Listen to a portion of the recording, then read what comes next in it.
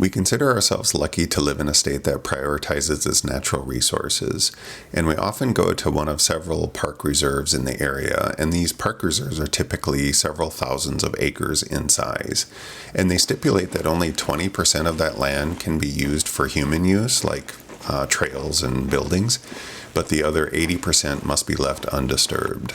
And so with the amount of trails and natural beauty that we have in these parks, not only is it great for landscape photography, it's great for exercising and getting out for a nice hike with your dog. And this is our awesome rescue pup, Henry. And the weather on this recent trip set us up for some nice foggy atmosphere, and I'd like to talk through a few photos that I captured. We went to a location that was new to us called Hyland Lake Park Reserve, specifically the Richardson Nature Center, which is in Bloomington, Minnesota. This particular area had a few smaller trail loops that kept you pretty close to the nature center. The loops we took were only about 1.7 miles in length, so we basically walked the loops twice. The fog was persistent but would vary in thickness, which gave the area some nice atmosphere, photographically speaking. I tried to take advantage of the several oak trees in this park since they had a few things going for them. One, they typically don't drop their leaves over winter, and two, there was just enough moisture in the air to give the leaf color some pop. I put a polarizer on for these shots, but I'm not sure it made much of a difference since it was overcast and the light was already pretty diffused. There's something about the color of orange leaves of oak trees in the winter. Even though it's still very earthy color this time of year, the colors somehow get a bit of extra pop when there's moisture on them. These are simple shots, and I think I like the colors a bit more than the compositions themselves. Of these three, I think this one is my favorite. However, I enjoy the split nature of the photo with the trees covered in the leaves in the foreground against the leafless trees in the background. I mentioned we walked the loop twice. We changed up our direction the second loop to see the area from a different vantage point, which is super helpful when trying to spot things to photograph. Even though the loops themselves were shorter than what we normally walk, the foggy atmosphere provided more interest than normal, which can make the normal areas seem more photo-rich.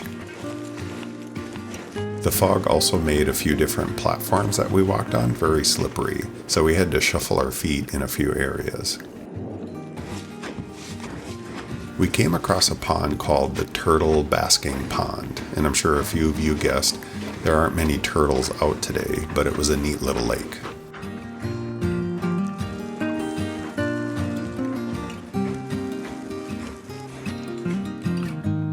There are several tree trunks that were poking out from the ice.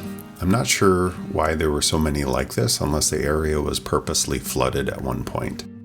It made for an interesting image, although I struggled to find a composition I liked. And I'm still not quite sold with this one, but it's the best I could get. We spotted an eagle perched high up in a tree off in the distance. The fog made it difficult to get a decent image, but at least you can make out what it is. We stuck around for a while hoping to catch it flying off, but no such luck. The fog provided just enough atmosphere to give the subjects a little separation, but also allowed some nice color due to the moisture when capturing closer shots of the oak tree leaves. So it was a nice mix that made the situation favorable for some photos. These next few shots, I tried my best to find that right mix of fog, color, and contrast. You can really manipulate your photos in your photo editing software to add extremes one way or another, but my approach is usually to find that balance of what is reality and where can I enhance what nature is giving you, be it light, shadow, or in this case, the haze or the fog. Of the photos I captured, I think this one conveys the look I was aiming for in terms of striking the right balance of contrast and color. I struggled with the messiness on the right-hand side, but I like how it provides some depth with the trail and the trees beyond. This is a bit similar in concept, but cleaner with brighter grasses in the front and a lot more heavy fog as you get to the birch trees in the background.